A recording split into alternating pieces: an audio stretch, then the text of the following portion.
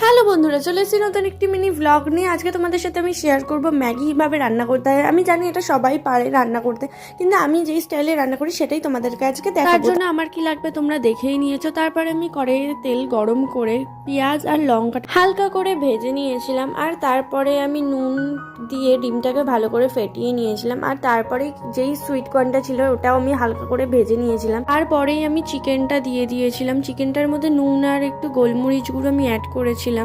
তারপরে আমি ডিমটাকে ভালো করে ভেজে নিয়েছিলাম, যেমনভাবে ঝুরঝুরি করে ভাজে তোমরা সবাই জানো। আর তারপরে পুরো ব্যাপারটাকে আমি মিক্সড করে দেন ম্যাগিটাকে দিয়ে দিয়েছিলাম, আর ম্যাগিটার মধ্যে আমি জল আর মশলাটাও দিয়ে দিয়েছিলাম। তোমরা যেমন ঝোলা বা শুকনো খেতে চাইবে সেইভাবে করতে পারো। আর আমি কিছুটা টমেটোও অ্যাড করেছিলাম পরে। দেন তারপরে 5 থেকে 7 মিনিট রান্না করার পর রেডি হয়ে যাবে মশলা ম্যাগি। তো তোমাদের এই রেসিপিটা ভালো লাগলে আমার চ্যানেলটিকে সাবস্ক্রাইব করে দিও।